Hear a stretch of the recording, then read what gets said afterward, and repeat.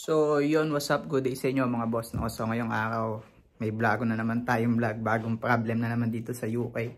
So bagong kwento, bago pagkukwento natin ngayong araw, kasi nung last na pumasok kami ng trabaho is nabangga kami. So papakita ko sa inyo yung sasakyan, tas konting kwento na din hanggang ngayon kung paano kami nabangga, kung anong nangyari, bakit ganoon, anong proseso, anong inaabangan namin. So yun lang, kita sa may sasakyan, pakita ko sa inyo yung nabangga sa amin. Tapos nga pala, pupunta kami ng birthday ngayong araw. So pupunta kami sa birthday ni El King. Magkikita yung mga Pilipino doon, yung mga katrabaho ko nandun. So magbablog tayo doon, makikikain lang naman tayo. Hindi tayo pwede minum kasi magdadrive tayo. Be safe na din dahil kailan lang nabangga kami. Tsaka congrats din pala sa lahat ng mga kabutcher natin na... Congrats pala sa lahat ng kabutcher natin na magbabayo na ngayong April. Good luck sa inyo. Sana by May makapunta na kayo dito sa UK. Good luck! So yan, kasama natin si Toto. Hindi ako magdadala ng wallet. Ha? Magdala akong wallet. So, pag nandito na kayo sa UK, so pa-summer naman, malamig-lamig lang ng konti. So, good luck sa inyo, good luck sa mga giimbiyahe nyo papunta dito sa UK. Magdala kayo ng pagkain na gusto nyo. Ganun lang. Tapos guys, ito yung sasakyan namin, buhay pa din naman hanggang ngayon. Gumagana pa siya. So nabangga kami nung nakaraan kasi nagmamadali kami pumasok ng trabaho. So yan, yan yung naging bangga. Yan, ang haba niyan guys. Tapos yung handle namin yun, nawala yung handle, nasira. So pagbubuksan namin to, kinakalawit ko lang ng ganito. Yan, bubuksan pa na, kaso lang may tumutunog na dun. Grabe yung damage simula dito. Kasi ito natanggal din yung takip ng ilaw. Yan, grabe yung damage niya. So yun guys, nung nabangga kami is may pasok kami nun. Nagmamadali kami pero hindi ko nasasabihin kung sino yung driver, no. So ang nangyari kasi nun is may tatlong sasakyan. So paano kami nag-overtake kami sa tatlong sasakyan. Yung pinakaunang sasakyan pala is paliko. So hindi namin nakita yung signal, late na din nag-signal yung babae kasi yung driver. So dinaretso namin, pag diretso yun, bang, bangga sa gilid. So naging problema nung nabangga namin is yung yung ano ba tawag dito to?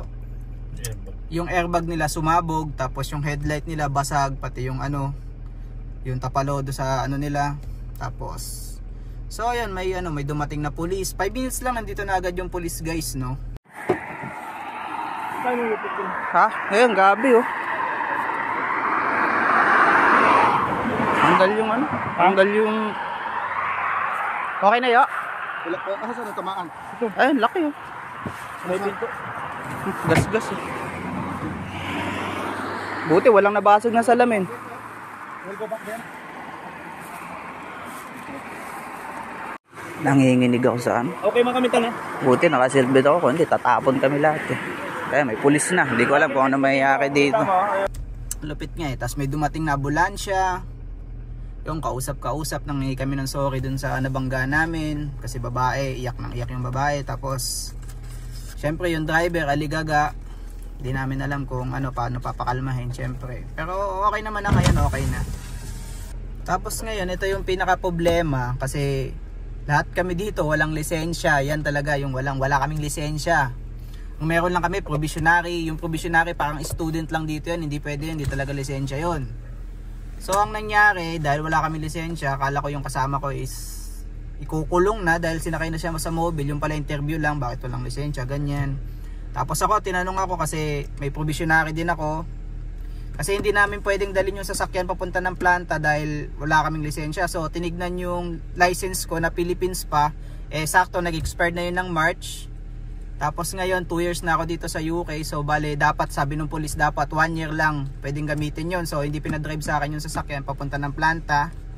Kaya ang nangyari nun guys, yung police hinatid kami sa papuntang Somerton para hindi namin madrive yung sasakyan. Tapos sinabihan kami na bawal kami mag-drive.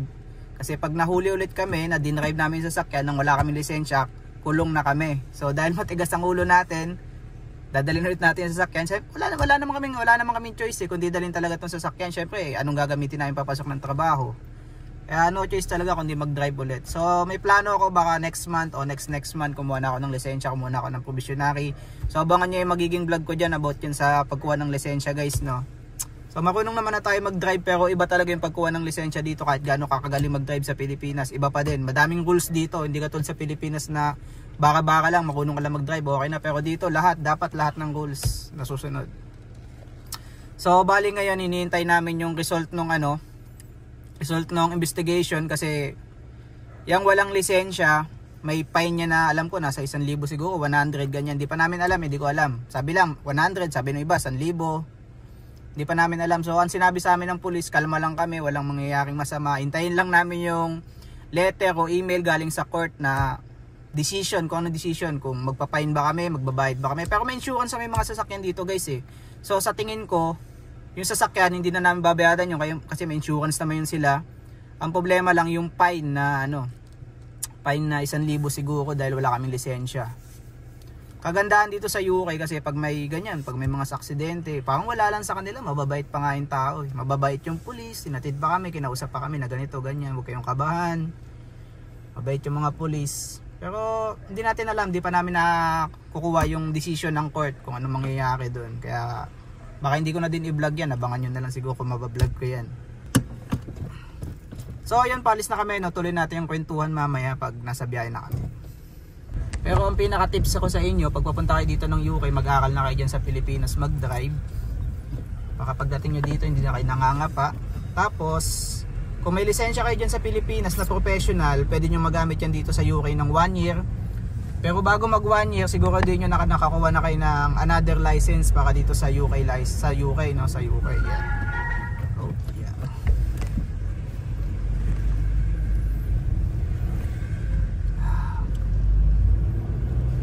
Pero hindi sila maigpit dito guys, walang checkpoint dito. Kaya nga kahit walang lisensya nakakapag-drive kami. Pero ingat lang talaga. So yung bali yun nangyari yung disgrasya na yun, siguro kasalanan namin kasi nag-overtake kami. Tapos wala kaming lisensya. Pero buti nga hindi kinulong eh, kasi kung sa Pilipinas yun, yung ganong aksidente eh, kulong na yun eh. Kumbaga ano ka na eh, muntik ka nang makapatay ng tao eh. Diba to? Yes. Pero dahil dito, dahil mababait yung tao dito at ano sila sa batas nila, hindi walang nangyaring kulong, wala nang nangyaring posas. Kumbaga kalmado lahat. Pinapakalma pa kami ng pulis. Na-relax lang kami, walang mangyayari. Kasi ang akala namin, i-deport si i-detain, ganyan. Nakapauwiin sa Pilipinas. Pero tinanong namin sa pulis yun, wala naman daw ganun na batas.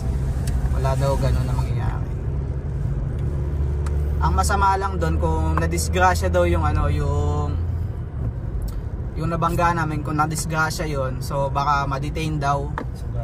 Sugatan. Tapos yun, mas malala daw yung problema na yun. Buti na lang walang nangyari. Okay naman yung babae na driver. Kaya safe pa din kami, no. Kaya guys, kung pupunta kayo dito sa UK, make sure nyo na may lisensya kayo, magagamit nyo yun ng 1 year. Yun guys, after many years, nandito na kami sa bahay nila Elking. So gutom na ako ngayong araw, gabi, kasi isang beses pa lang kumain. Papasukin natin ngayon sila doon kasi nagluluto pa lang sila. Tapos iwanan natin yung problema sa sasakyan. Andiyan na yan, hintayin na lang namin yung decision kung ano magiging decision dito sa sasakyan na to, kung magkano yung babayadan namin, magiging fine. Pasok tayo sa kanila, tapos may kain.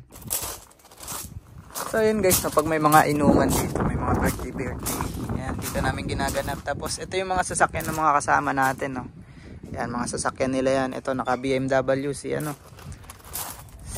paring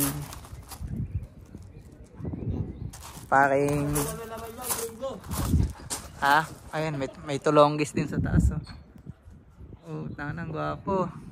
So yan, hindi ko alam kung may mga lisensya din yung mga yan, no? Pero sa pagkakaalam ko, sila Alan lang yata may lisensya dyan, yung iba walang lisensya yung iba. Tapos nandito na din yung mga tropa natin. Nandiyan na pala kayo? Saan kayo nag-parking? Doon? Pre, may tanong ako, may lisensya ba kayo? Wala? Saan? Yung ginamit nyo sa Pilipinas, no? Ayan, yan, pwede yan. Sige. So yan guys, ito yung magiging venue na ngayon. Napakaganda. Napakaganda ng lugar, gabi. Sobrang lawak. Ayan. Kitang-kita mo yung buong England. Lumilipad-lipad pa dun.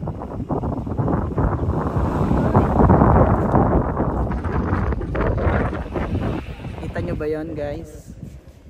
Mga bahay-bahay dun, yun o. Tapos may mga ano doon, may alagang ano. May alagang kabayo, donkey. Ewan kung kabayo ba yun, donkey. Ayun o, may maliit na kabayo. Ayan na nga. Ano pala dito? Yung mga tao pala. Punta na, dito ka na. So guys, ito pala yung mga handa nila, no. Handa ni Elking. Tapos yan, may bagong dating na tayo. Galing na ang Pilipinas. Anak mo? Dalawa. Pawat na to. So ito yung niluluto nila ngayon. Sarap po. Kami may birthday yun. So shoutout nga pala sa may birthday natin ngayon. Ano masasabi mo ngayon, pre? Hindi ako nalulugo.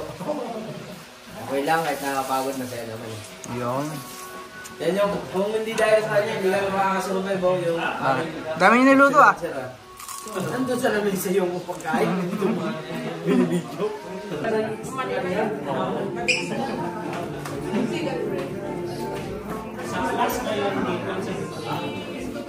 Talaga naman yun. Ililipat yun, ano?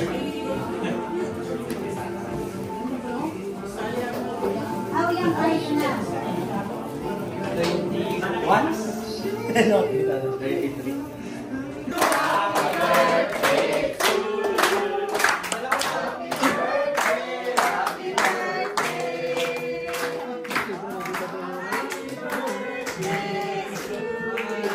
One more time, guys.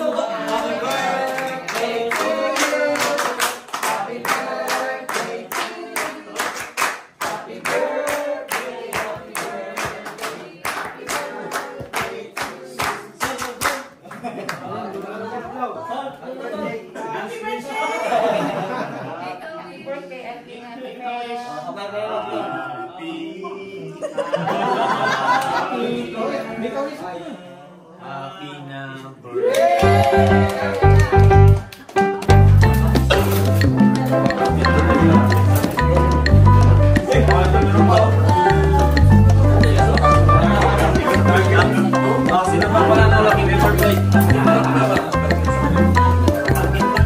King, happy birthday ah. Anong gusto mong sabihin sa ano natin, mga nanonood sa'yo ngayon? Maraming salamat lagi sa lahat ng pumunta at sa lahat ng bisita natin na saan sa mga galing. Maraming salamat sa aking araw.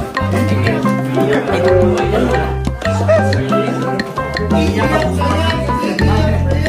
To, okay ka lang to?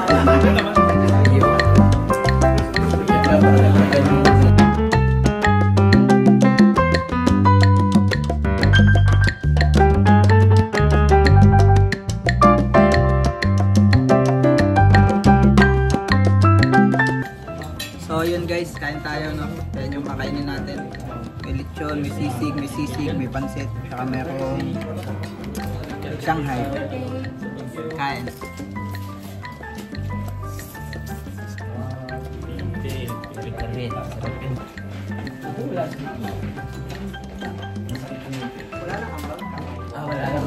Alam mo na, dati naman ako eh.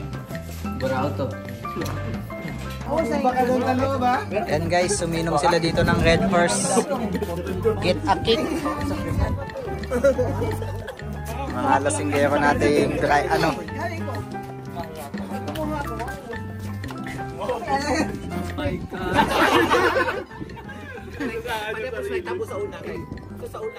Palit og karne sa Tishko eh. Start pa bukuan pa na start pa transitioning. So ato ko mag-release. Sige, ato ko mag-release sa mga doctors nga kuan sa doctors ba. So of course ang mga doctors mabubuo ra adto. Kanyang consultant namo nga surgical consultant Mr. S. Di paulit na ko di PSLS na ko adto. Kita just pwede man maligon ko. Sa pagtaon. Kabaw siya naglagal ko sa liston, matuwa siya na ako itang-tang tuwalya. Okay. Nagutang durbino. Wala siya na ulaw, muna nagtalikod ko. Uy, todo siya nga eh, nagpagbutkin na. Ikaw ko na ako kubangan. Wala baka sa kubangan. Kapag ba ka ngayon ani ko, di ba? Ano lang yun, wala ko siya kapute. Abi, pagtalikod, muna ning. In fairness, nako siya. Ang taon mo. Binabi, gumugahay, binabi. Kapag ko magkita niyo. Yog mo.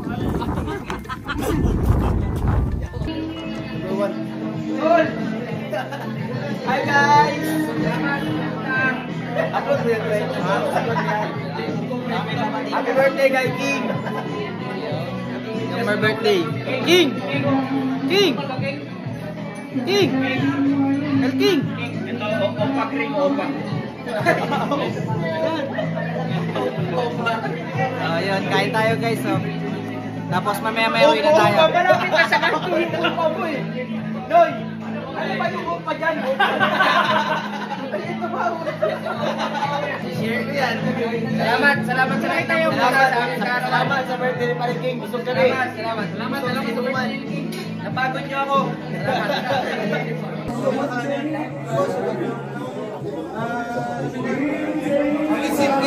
Alam mo kay si Bill? Dan. Yan, pre. Wala pa siguro, hindi pa makakita. Magkapit ako next week ha.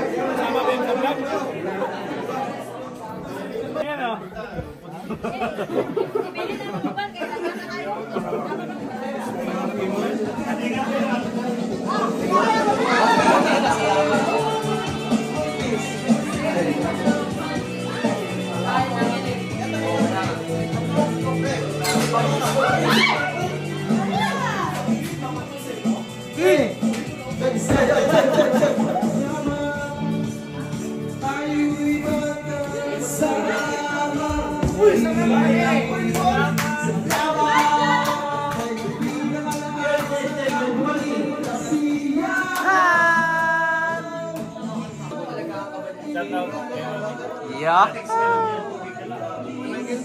Ng ating samahan sa lungkot at kaligayahan. Ayan guys, nahuhuli natin yung isang katropa natin na nagsasharon na. Uy. Ayan na, kinuha na yung ulo. Patay. Patay. Nag-usap na yung dalawa. Kung ano yung party-party nila dyan ba? Oh, tinago no.